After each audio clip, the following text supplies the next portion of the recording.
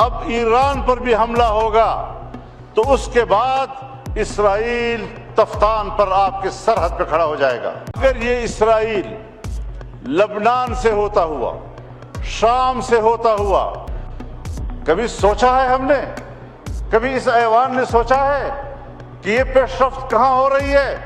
یہ پیش رفت آپ کی سرحدات کی طرف ہو رہی ہے، پاکستان کی سرحدات کی طرف ہو رہی ہے۔ آپ نے ان کو ناجائز، مغرب کا ناجائز بچہ کہا، اس نے کہا میرا سیاسی زندگی کا آغاز اس مقصد کے لیے ہوگا کہ اس نوزائیدہ ملک کا خاتمہ کروں۔ ان کے ارادے بھی واضح ہیں، آپ کی سوچ بھی واضح ہے۔ اس کے بعد ہم آنکھیں بند کر کے دوڑ جاتے ہیں اور سیاسی قوت ہو ایک ہی جگہ پر دوڑ رہے ہوتے ہیں تاکہ ہم کسی طریقے سے اس بت کو راضی کر سکیں۔ اللہ کے مقابلے میں آج تم ایک ٹرمپ بت کو راضی کرنے کے میں لگے ہوئے ہو، اس سے بڑا شرک اور نہیں ہو سکتا۔ پاکستان کو اگر بچائے گا تو اللہ کی ذات بچائے گا، اگر پاکستان کو بچائے گا یہ 99 صفات اللہ کے ضمانت دیں گے۔ خدا کی قسم امریکہ نے آپ کے بنگال کو بھی نہیں بچایا، اور آج اگر یہ ملک ٹوٹے گا تب بھی آپ کو نہیں بچائے گا۔ اگر ایسا کیا گیا تو میں ایسا کر دوں گا، ان کی ایسی تیسی پھیر دوں گا۔ السلام علیکم ناظرین کرام، آپ کو مکمل ویڈیو دکھاتے ہیں۔ آپ جانتے ہیں کہ ایران کے نئے سپریم لیڈر کا انتخاب ہو چکا۔ مجتبی خامنئی ایران کے نئے سپریم لیڈر ہوں گے۔ مولانا فضل الرحمان اسمبلی پہنچتے ہی شہباز شریف اور اس کی حکومت کو اڑا کر رکھ دیا۔ مولانا نے شہباز شریف کو مخاطب کر کے کیا کہا، آپ یہ ویڈیو دیکھیے پھر اس پر بات کرتے ہیں۔ بات ہو رہی ہے بورڈ آف پیس کی، مجلس السلام کی، جو مسٹر ٹرمپ کا ایک نظریہ ہے۔ اس نظریے کا آغاز ان کے 20 نکاتی فارمولے سے ہوا ہے۔ 20 نکاتی فارمولہ امن کے لیے یہاں پر آپ کے وزیر خارجہ نے بیان دیا اس ہاؤس میں کہ اس پہ تبدیلی آئی ہے اور ہمیں بتائے بغیر تبدیلیاں لائی گئی ہیں۔ جب ہمارا اس پر اعتراض ہو گیا، فلور پر ہم نے اپنی قوم سے کہا، نمائندگان قوم سے کہا، اس کے بعد پھر آنکھیں بند کر کے وہاں چلے جانا اور ان کے 20 نکات کو قبول کرنے کا کیا تصور پیدا ہو سکتا ہے؟ کہیں کوئی ضمیر، کہیں کوئی ایک خود اعتمادی اپنے اوپر، کبھی اپنے ملک اور قوم پر خود اعتمادی، اور آج ہم اس میں جا رہے ہیں۔ آپ مجھے بتائیں کہ کیا ٹرمپ نے نہیں کہا اور کل کی تقریر میں نہیں کہا ہے اکنامک فورم پر کہ اگر حماس غیر مسلح نہیں ہوتا تو ان کا وہی حشر کیا جائے گا جو لبنان میں حزب اللہ کا کیا گیا؟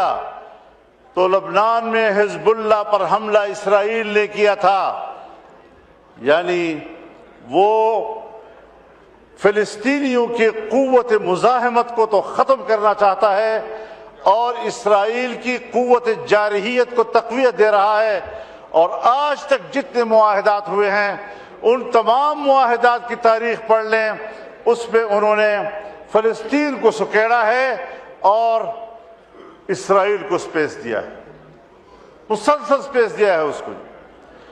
بنیادی بات یہ ہے کہ جہاں دھمکیاں ہیں، اگر ایسا کیا گیا تو میں ایسا کر دوں گا، ان کی ایسی تیسی پھیر دوں گا، تباہ و برباد کر دوں گا، کیا یہ صلح کی آغاز ہے؟ دنیا میں امن قائم کرنا، غزہ میں امن قائم کرنا، فلسطین میں امن قائم کرنا۔ افغانستان آئے امن کے لیے آ رہے، 20 سال تک اینٹ سے اینٹ بجا دی اس کی۔ عراق میں آئے امن قائم کرنے کے لیے آئے ہیں، عراق کی اینٹ سے اینٹ بجا دیا آپ نے۔ لیبیا میں آئے ہم امن کے لیے آئے ہیں، لیبیا کو تباہ و برباد کر دیا، منقسم کر دیا، آج وہاں کوئی نظام موجود نہیں ہے۔ اسلامی دنیا کو اس وقت اس نے ٹارگٹ بنایا ہوا ہے، اور اگر یہ اسرائیل لبنان سے ہوتا ہوا، شام سے ہوتا ہوا، اب ایران پر بھی حملہ ہوگا تو اس کے بعد اسرائیل تفتان پر آپ کے سرحد پہ کھڑا ہو جائے گا۔ کبھی سوچا ہے ہم نے، کبھی اس ایوان نے سوچا ہے کہ یہ پیش رفت کہاں ہو رہی ہے؟ یہ پیش رفت آپ کی سرحدات کی طرف ہو رہی ہے، پاکستان کی سرحدات کی طرف ہو رہی ہے۔ اور میں یاد دلانا چاہتا ہوں، ایک بار پھر اس ایوان کو یاد دلانا چاہتا ہوں کہ جب اسرائیل وجود میں آیا تو اس کے پہلے صدر نے جو پہلا خارجہ پالیسی سٹیٹمنٹ دیا، اس پہ اس نے کہا کہ ہماری خارجہ پالیسی کی اساس ایک نوزائیدہ اسلامی ملک کا خاتمہ ہوگا۔ ان کے عزائم اس کی پیدائش کے دن سے آپ کے خلاف واضح ہیں۔ آپ نے ان کو ناجائز، مغرب کا ناجائز بچہ کہا۔ اس نے کہا میرا سیاسی زندگی کا آغاز اس مقصد کے لیے ہوگا کہ اس نوزائیدہ ملک کا خاتمہ کروں۔ ان کے ارادے بھی واضح ہیں، آپ کی سوچ بھی واضح ہے۔ اس کے بعد ہم آنکھیں بند کر کے دوڑ جاتے ہیں اور سیاسی قوت ہو ایک ہی جگہ پر دوڑ رہے ہوتے ہیں تاکہ ہم کسی طریقے سے اس بت کو راضی کر سکیں۔ اللہ کے مقابلے میں آج تم ایک ٹرمپ بت کو راضی کرنے کے میں لگے ہوئے ہو۔ اس سے بڑا شرک اور نہیں ہو سکتا۔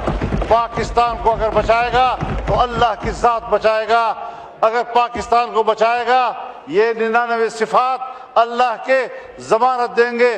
خدا کی قسم امریکہ نے آپ کے بنگال کو بھی نہیں بچایا، اور آج اگر یہ ملک ٹوٹے گا تب بھی آپ کو نہیں بچائے گا۔ کچھ خدا کا خوف کرو۔ ہم کدھر جا رہے ہیں؟ ایک قوم کی آزادی سلب ہو رہی ہے، 70,000 لوگ شہید کر دیے گئے ہیں، 1 لاکھ سے زیادہ بیماری اور بھوک سے مر گئے ہیں، 1.5 لاکھ سے زیادہ بے گھر ہو چکے ہیں، اور اس کے باوجود ہم ایسے صلح کو قبول کر رہے ہیں، ایسے فورم پر جا رہے ہیں جس کا آغاز دھمکیوں سے ہو رہا ہے، جس کا آغاز ایک فریق کو۔ اور اسرائیل کہتے ہیں اقوام متحدہ میں بھی تو اسرائیل بیٹھا ہے تو پاکستان بھی بیٹھتا ہے، سلامتی کونسل میں بھی تو اسرائیل بیٹھتا ہے تو پاکستان بھی بیٹھتا ہے۔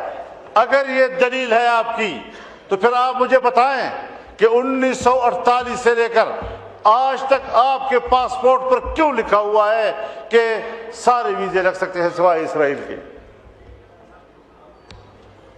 اگر بیٹھنا کسی جگہ پر، کسی فورم پر، وہ دلیل ہے۔ ناظرین کرام، آپ نے ویڈیو دیکھی۔ مولانا فضل الرحمان کا انتہائی فکر انگیز قسم کا خطاب شہباز شریف کو مخاطب کر کے کہا کہ تم ایک ظالم شخص کو نوبل پیس پرائز کے لیے نامزد کر رہے تھے، تم اس بات پہ شرم آنی چاہیے۔ مولانا فضل الرحمان نے کھل کر ایران کی حمایت کا اعلان کر دیا۔ مولانا فضل الرحمان نے کہا کہ ضرورت پڑی تو ہم ایران کے ساتھ ڈٹ کر نہ صرف کھڑے ہوں گے بلکہ ان کا ساتھ دیں